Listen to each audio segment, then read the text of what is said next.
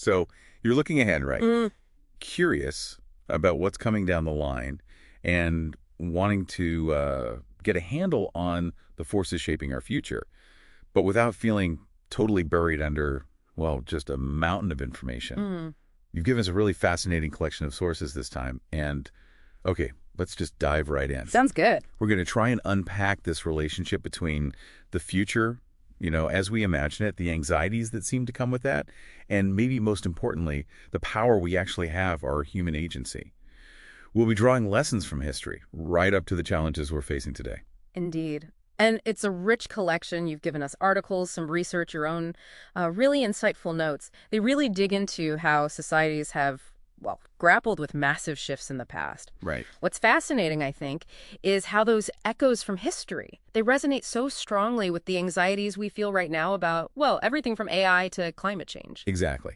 So the mission, if you like, for this deep dive is to pull out those core insights about why we feel anxious about what's on the horizon, Right. to learn from the real experiences of societies that navigated huge upheavals, and to really understand how each of us as individuals and, within our communities isn't just passively receiving the future, Mm-hmm. but can actually play a meaningful role in shaping it. Think of this as maybe your shortcut to getting seriously informed on a topic that, let's face it, touches all of us. And connecting that to the bigger picture, our sources look at these critical turning points, the Industrial Revolution, the Great Depression, the Cold War, the Spanish flu pandemic, too. Yeah, the big ones. And they also examine the roots of our current worries, AI, climate, geopolitics, inequality. But importantly, they also shine a light on that, maybe often overlooked, power of human agency and the stories we tell ourselves about what's next. So what does this mean for you, our listener? Well, by getting a handle on these historical patterns and the forces at work today, we think you can gain a much-needed sense of perspective. It can really help dial down that feeling of being overwhelmed by just the sheer scale of everything. And maybe more importantly, it can highlight concrete ways for you to be proactive, to get engaged. Yeah, we're hoping for some surprising connections, maybe a few of those aha moments along the way. Let's hope so. Definitely. So let's start by looking back. History doesn't repeat itself perfectly, obviously, but it often rhymes, as they say. Mm. Understanding how past societies navigated these huge transformations can give us, well, both a sense of grounding and maybe some important warnings, too, as we face our own uncertain future. Okay, good place to start. The Industrial Revolution. A massive turning point, obviously, in how people lived, but it wasn't all smooth sailing and progress, was it? Not at all. Very much a double-edged sword, really. On one side, you had this incredible hope, right? Economic growth, a more modern way of life. Yeah. The sources highlight these unprecedented leaps in technology, steam power, machinery, alongside real aspirations for social reform. And for many people, moving to cities seemed like the only hope, escaping rural hardship, maybe climbing the ladder a bit. But alongside that hope, there were some pretty significant fears, too. Absolutely. The sources really emphasize that deep economic insecurity. Machines starting to do work people used to do, leading to widespread anxiety about jobs. This is familiar. Right. And the rapid growth of cities created just dreadful living conditions. Overcrowding, poor sanitation, disease spread like wildfire. It led to a shocking drop in life expectancy in some industrial centers. Wow. Yeah. And huge social upheaval, a dramatic increase in inequality. You had this wealthy elite emerging, while many in the working class faced terrible hardship. And crucially, this is where we see the first clear signs of major environmental pollution starting. It sounds like an incredibly tough time to live through. How did people actually cope? How did they manage all that disruption? Well, the sources detail a few key things. We mentioned the migration to cities. That was huge. Right. And within those cities, workers often formed really strong communities, support networks. The rise of labor movements and trade unions was absolutely critical. Organizing, yeah. Fighting for rights, better conditions. You also saw some philanthropic efforts from the wealthier side. And many people really relied on their religious faith for comfort and support through it all. Okay, so looking back at the Industrial Revolution, what are the key takeaways for us now as we navigate our own kind of technological and societal shifts? Well, what's really insightful, I think, is how directly it speaks to our current anxieties. Those fears of job displacement from automation back then, they echo so clearly in our worries about AI now. The ethical questions around new tech, they have deep roots. The importance of social safety nets, labor regulations that became crystal clear then, and it's just as crucial, maybe more so, in our digital world. Equality, too. That persistent challenge of inequality, absolutely, it runs right through. And the power of people coming together, collective action like the labor movements, that offers a powerful lesson for tackling today's issues. And the environment. And the environment, yes. Those early signs of damage have ballooned into a global crisis. It really highlights the long-term consequences of unsustainable practices. It's almost like history is shouting an early warning at us. It really does feel that way sometimes. Okay, let's shift gears. The Great Depression, a very different kind of crisis, right? More about economic collapse than tech change. Exactly. The fears during the Depression were just overwhelmingly economic, massive unemployment. 25% in the U.S. at its peak. Incredible. Widespread poverty, deep financial insecurity because so many banks collapsed. About a third in the U.S. just failed. A third? Wow. Yeah. And then you had the Dust Bowl hitting farmers, adding another layer of tragedy. Our sources paint such a stark picture, those images we all know. The breadlines, the Hoovervilles, just devastating. Absolutely devastating. Were there any glimmers of hope amidst all that hardship? Yes, there were. The sources really highlight Roosevelt's New Deal programs as a significant turning point. It wasn't perfect, but it offered practical help and, crucially, a sense that the government was taking action. Right. A sense of hope, maybe. A sense of hope, exactly. And also the resilience, the incredibly strong community bonds that emerged despite the hardship. That was a vital source of hope, too. So how did people manage? How did they get through such a long and severe downturn? What were their coping strategies? Well, the sources show some fascinating things. Extreme frugality was just a way of life. That famous motto, right? Use it up, wear it out, make do or do without. People grew food in small gardens, kitchen gardens. There was expensive community sharing potlucks, thrift gardens, they called them. Inexpensive entertainment became huge board games. The radio provided an escape. And interestingly, you saw a notable increase in married women entering the workforce trying to make ends meet. But it wasn't all positive coping, presumably. No, absolutely not. It's important to remember the significant negative impacts, too. The psychological toll was immense. Suicide rates increased. There was real strain on families. It was incredibly tough. And the key lessons from the Depression that we should maybe keep in mind today, thinking about economic challenges. Yeah, well, connecting it to modern anxieties, the Depression really underlines the dangers of relying too heavily on just one or two sectors of the economy. Right. Diversification. Exactly. And the huge risks of uncontrolled debt and financial speculation. The early inaction by the Fed back then highlights how critical proactive monetary policy can be. The sheer scale of suffering really hammered home the vital importance of social safety nets, things we now take for granted, like unemployment insurance, Social Security. Which came out of that era. Many of them did, yes. Yeah. The need for robust financial regulation to prevent another systemic collapse, that's another key takeaway. And again, like the Industrial Revolution, the power of community solidarity in weathering economic shocks was so clear. And the view of government helped change, too. Big time.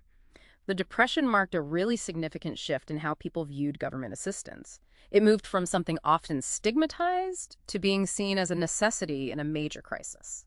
It's sobering, isn't it, how these past crises shaped the safety nets we often rely on without thinking. Oh. Okay, let's shift again. A different kind of long-term anxiety, the Cold War. That era was defined by one very specific, very terrifying threat. Absolutely. The dominant fear, the one that hung over everything during the Cold War, was the constant, pervasive threat of nuclear war. Mutually assured destruction. MAD, right?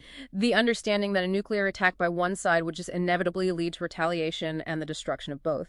That concept fundamentally shaped daily life for decades. Must have been intense. Incredibly. The sources mention the doomsday clock as that very visible symbol of the ever-present danger. And alongside that, you had the fear of communist expansion, espionage, which led to things like McCarthyism in the U.S. Right. We can definitely call it a period of intense nuclear anxiety, or as one source puts it, a kind of constant future tripping. That constant threat of annihilation, it must have created unbelievable stress. Were there any sort of counterbalancing hopes during that time? Yes, there were.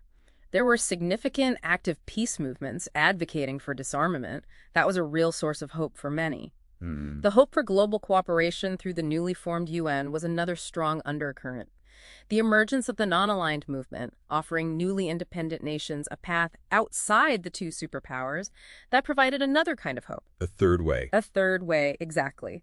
And there was also the hope that technology could be directed towards peaceful progress. In the West, of course, the American narrative of freedom and opportunity was presented as the hopeful alternative to communism. Sources mention Truman's policy of supporting free peoples as part of that.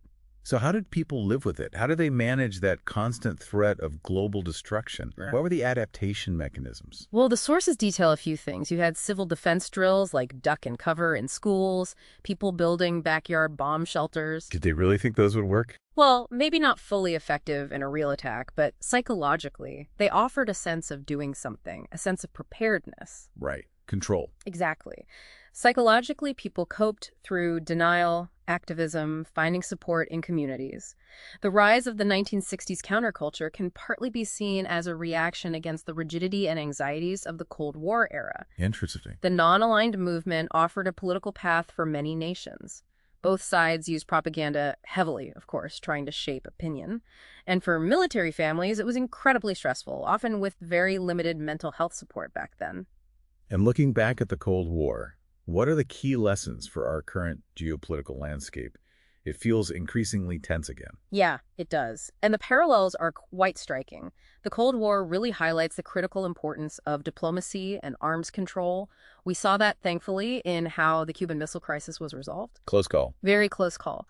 It's also a stark reminder of the dangers of escalating arms races and ideological conflicts, which can easily spiral into proxy wars with devastating consequences. The Cold War also showed that economic strength is a vital part of national security, and we learned a lot about the psychological impact of these large-scale, long-term threats on entire populations. And how the future can be framed. Yes, exactly. The sources touch on how perceptions of the future can be deliberately shaped, manipulated even, for political purposes. That certainly resonates with current discussions around disinformation and information warfare today.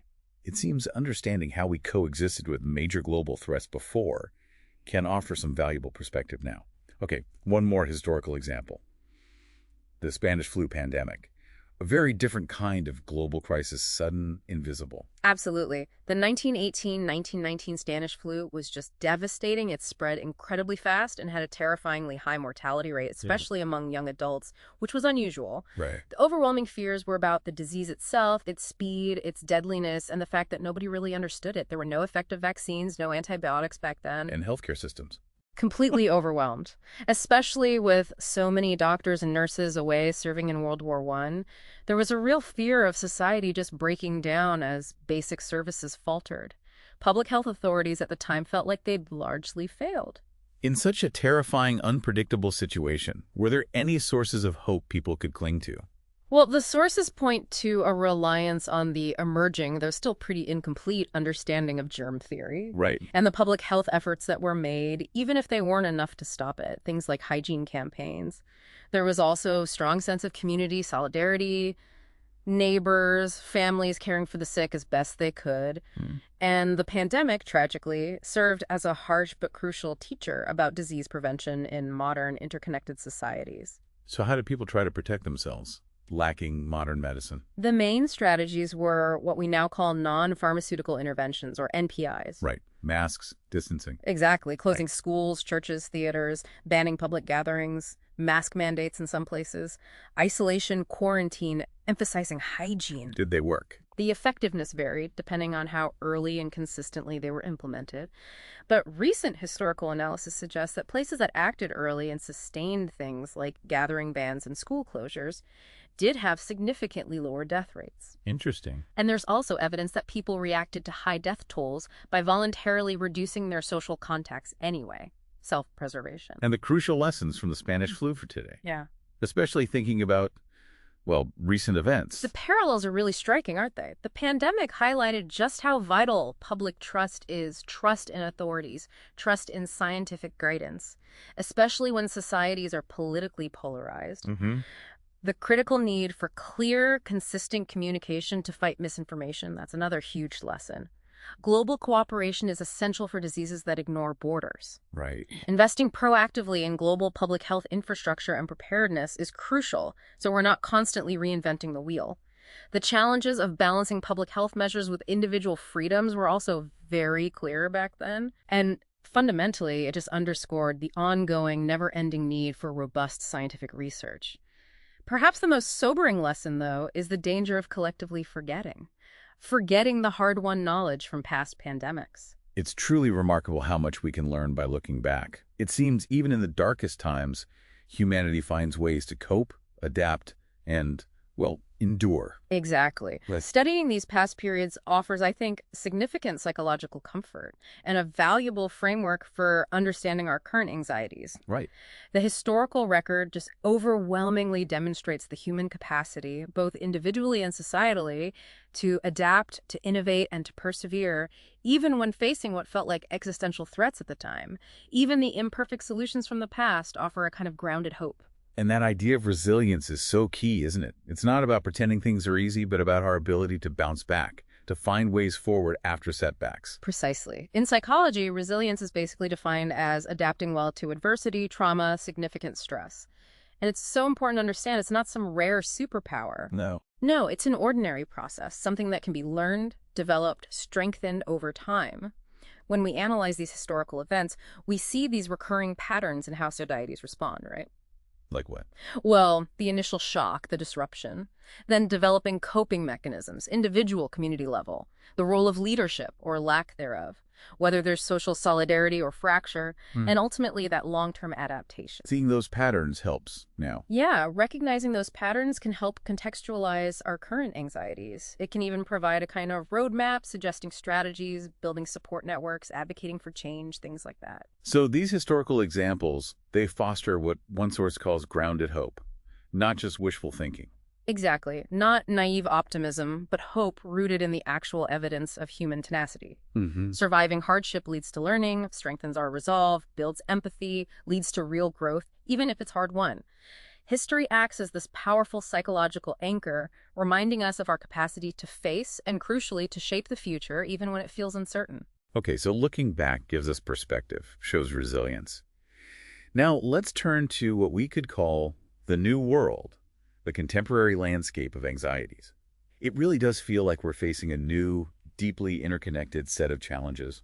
That's absolutely right. The sheer range of fears today, from the truly existential down to everyday worries, it does feel unique, especially in how interconnected they are and how fast information and misinformation spreads globally now. Let's start with those big existential threats that seem to dominate.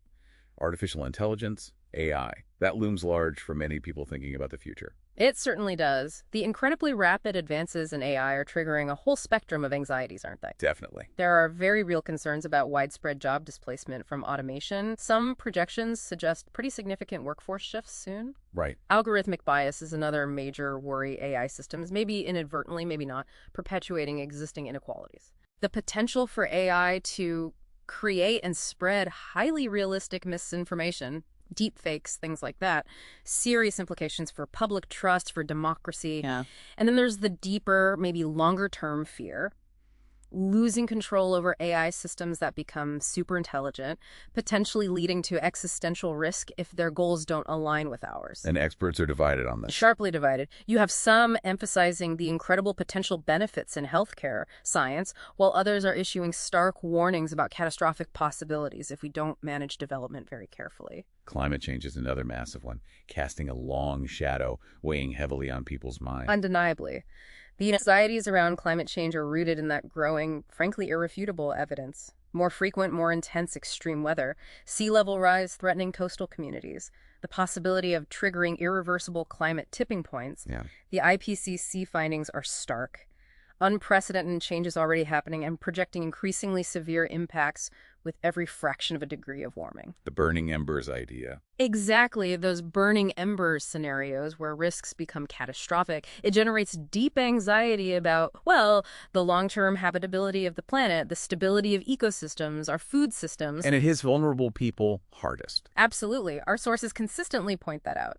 The impacts are not felt equally. Vulnerable populations often bear the heaviest burden, despite contributing the least to the problem. It's a huge justice issue, too. And then there's this seemingly constant drumbeat of geopolitical instability. Always some conflict simmering or erupting somewhere. That's a very accurate observation. We're definitely seeing a concerning rise in major power competition, a weakening of international norms, numerous ongoing regional conflicts. Right. The World Economic Forum's latest risk report flags state-based conflict as a top global risk. The fear is these tensions could escalate, maybe even involving nuclear states, especially with the complexities of modern warfare space as cyber warfare. Yeah. And this instability hits global supply chains, creates economic uncertainty for everyone. And sadly, inequality. Socioeconomic inequality seems to be persisting, even widening in some places. Yes, persistently high, sometimes rising, inequality fuels significant anxiety. Research consistently shows its negative impacts on economic growth, health outcomes, social cohesion, trust, even political stability, sometimes leading to unrest. Projections from groups like Oxfam paint a concerning picture, increasing wealth concentration at the very top, while poverty remains stubbornly entrenched for many. It fuels fears of a kind of two-tier world with limited opportunities for most. On top of these huge global issues, there seems to be a more general, pervasive sense of unease about the future itself. Just anxiety. That's absolutely right. Future uncertainty anxiety, it's increasingly recognized as a real thing in our world today. How does that show up? Often as constant what-if thinking, difficulty making decisions because you fear unknown future consequences, a persistent need for reassurance that things will be okay, and the constant flood of news, AI, markets, global events can contribute to what's called the information paradox.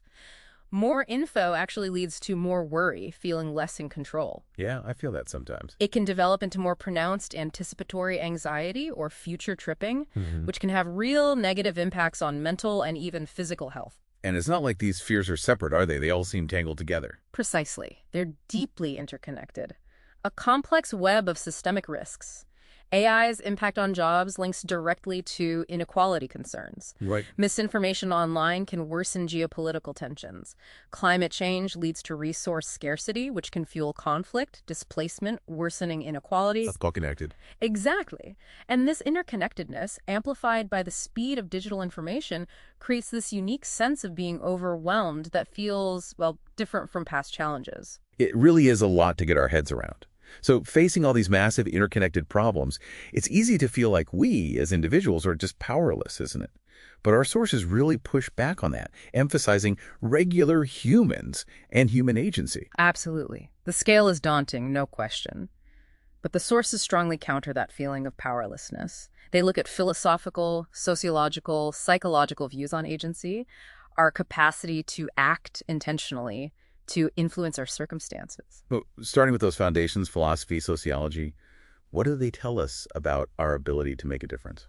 Well, existentialist philosophy, for instance, really emphasizes our fundamental freedom and the responsibility that comes with it to create meaning through our actions, even when things feel uncertain. Sartre's idea, condemned to be free, we define ourselves through our choices. Sociology, like Giddens' structuration theory, offers a more nuanced view. Social structures, institutions, patterns, they both enable and constrain our actions. But importantly, our collective actions can also change those structures over time. It's a dynamic interplay. So we're not just puppets of the system. Not at all. The message is that individual and collective actions, even small ones, collectively shape the social world. Okay. And moving to the individual level, psychology emphasizes resilience against future anxiety. Yes, cultivating psychological resilience is key. Practices like mindfulness, staying present, developing psychological flexibility, accepting difficult thoughts but still pursuing goals. Practical things like journaling, relaxation techniques. It's basic self-care too. Absolutely crucial. Sleep, nutrition, exercise, and learning to spot and challenge that negative self-talk that makes us feel helpless. Sources also mention hope theory. Hope theory. Yeah, it reframes hope as an active cognitive state. Having clear goals, believing in your agency or willpower to pursue them, and identifying pathways to reach them. Cultivating that active hope can really fuel action. And when individuals come together, that's where we see collective agency, social movements. Exactly. Social movements, purposeful, organized groups striving for common goals usually change. We see them everywhere. Environmental movements, human rights, economic justice. How do they work? Well, theories look at how they get resources, how they frame their message persuasively. Newer theories focus on quality of life issues, identity, often using decentralized structures, direct action. Like online movements? Yes, the hashtag #EndSARS movement in Nigeria is a powerful example of digital tools amplifying a local movement globally.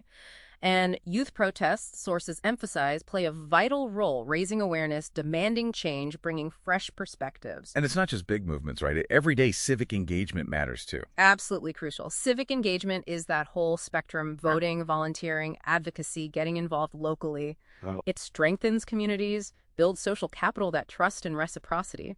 It's also good for individual mental and physical health. We see great examples: groups working on AI in elections, local biodiversity plans like in Camden, community self-protection efforts, local economic justice advocacy. It shows how regular humans directly shape policy. And building strong local communities seems fundamental. Yes. Strengthening local networks, mutual aid, valuing local knowledge, empowering local decision-making, all crucial for resilience and positive futures. Strong local connections provide support, enhance problem-solving. Supporting community programs for jobs, well-being helps. Empowerment is key, involving people in identifying vulnerabilities and co-creating solutions. I found the citizen science part really interesting too. People contributing to research. It's a really powerful way to democratize knowledge and action. The public actively participating, collecting data, analyzing it on environment, biodiversity, health issues. Example. People using air quality sensors, school kids studying microplastics, communities monitoring water quality. AI is even helping analyze the data now, though there are ethical points about privacy and access to consider. What are the benefits? It increases awareness. Scientific literacy can lead to behavior change, promotes transparency, huge potential in health, involving communities directly in research that affects them. Challenges exist, of course: data quality, making sure participation is diverse. So it seems true agency needs both individual resilience and strong collective action. One isn't enough. Precisely. Our sources stress that. You need both for systemic challenges. Personal coping won't solve climate change alone. You need collective action. But people involved in collective action also need personal resilience to avoid burnout. It's that dynamic interplay again. And digital tools, they're a double-edged sword here, empowering, but also anxiety-inducing. Absolutely. They empower citizen initiatives, democratize knowledge, facilitate global movements, digital activism, citizen science platforms. Governments use AI for services too. But the downside... Information overload. The information paradox. Misinformation, manipulation, deepfakes undermining trust. Malicious actors can exploit these tools too. So exercising agency now requires not just will, but critical digital literacy, ethical awareness. You have to navigate that landscape thoughtfully. Finally, the sources highlight the narrative imperative, the crucial role of storytelling for hope and mobilization. Yes, the stories we tell ourselves individually and collectively are incredibly powerful. They shape our sense of agency, foster hope in uncertainty. Narrative is fundamental for making sense of things, processing emotions, motivating action. How does storytelling help individual resilience? Crafting our own stories helps process difficult emotions, make sense of trauma. Crucially, it helps us see ourselves as active agents, not victims. It builds a coherent self, helps regulate emotions, strengthens agency and self-worth, fosters optimism. Narrative therapy uses this power. And it connects us to others, builds community. Exactly. Storytelling is fundamental for building relationships, empathy, the social-emotional skills needed for collective action. Sharing stories strengthens bonds, builds community. It's a space to explore values, understand different perspectives, grasp consequences, all vital for cooperation. How does narrative link to imagining better futures? It's deeply connected to that idea of imagined futures. Storytelling helps us envision positive futures and motivates action now to make them real. Stories of past movements inspire current activism. Hopeful narratives directly counter despair, get people involved. And it connects to hope theory, too. Absolutely. A deep connection. Setting goals is imagining a future story. Developing pathways is plotting the narrative arc. Believing in your agency is seeing yourself as the protagonist. Storytelling is a vital tool for mobilizing agency and sustaining hope. So having looked back, examined present anxieties, drilled down into human agency, how do we chart a path forward? What does a constructive approach look like? Well, the sources really advocate moving beyond the extremes, simplistic techno-optimism or paralyzing pessimism, and embracing what they call pragmatic hope. Pragmatic hope. Can you unpack that a bit? Sure, it means recognizing the pitfalls of both extremes. Unbridled techno-optimism often overlooks negative consequences, ethics, social issues. Right. But pervasive pessimism can lead to inaction. Sources suggest undue pessimism makes life bleak, but excessive optimism leads to underestimating risks. Pragmatism focuses on workable solutions, adapting to reality, taking incremental steps in uncertainty, using evidence over grand theories, like using climate models to act while knowing their limits. It avoids rigid dogmatism that stops learning. And constructive hope fits in how? Constructive hope, drawing on thinkers like Bloch, sees hope not as passive wishing, but active anticipatory consciousness. It connects present action to future possibilities. It's active engagement based on belief in agency, acknowledging obstacles, as Ehrenreich May says, but keeping a realistic sense of possibility and commitment. So pragmatic hope is like desirable goals plus realistic view of obstacles plus iterative adaptable pathways. Precisely. Now let's look at concrete pathways individually. Prioritizing personal resilience, well-being, mindfulness, self-care, managing digital intake. Ethical choices, too. Yes, informed, ethical consumption and behavior, thinking about sustainability, ethical tech, social responsibility in our choices, and embracing lifelong learning, adapting skills for a changing world. Plus, active, thoughtful civic engagement. And for communities, what collective actions? Strengthening local networks, social cohesion building trust, mutual aid, inclusive spaces. Communities built on trust and belonging are more resilient.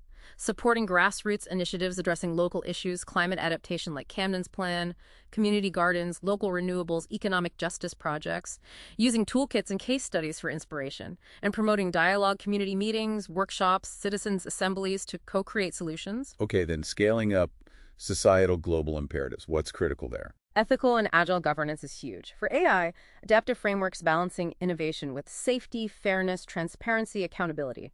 Needs audits, benchmarks, safety assessments, combating bias, ensuring privacy, explainability, liability. Pragmatic public sector use needs oversight too. Climate change. Effective, equitable mitigation and adaptation are paramount.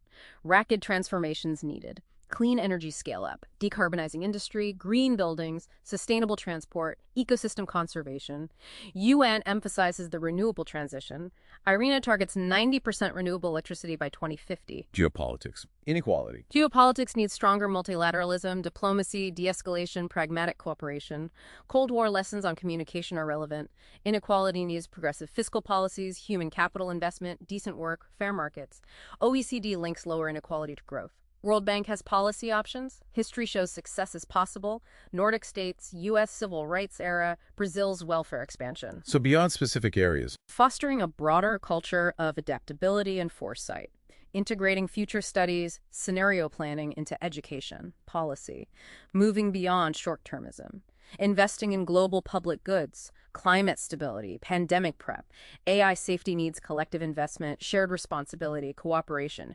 Balancing responsibility with targeted accountability, especially for AI leaders. It sounds like active future crafting. Exactly. Iterative experimentation, learning, adapting. It requires a shift in governance from reactive crisis management to proactive, anticipatory stewardship, prioritizing long-term resilience, equity, planetary health over short-term interests. The scale of threats demands foresight. And empowering people is key. Absolutely. Empowering regular humans through education, equitable information access, platforms for collective action, civic engagement, social movements. Citizen science isn't just democratic, it's a practical necessity. Top-down solutions aren't enough for interconnected challenges. Harnessing collective intelligence, creativity, agency is vital for a resilient future.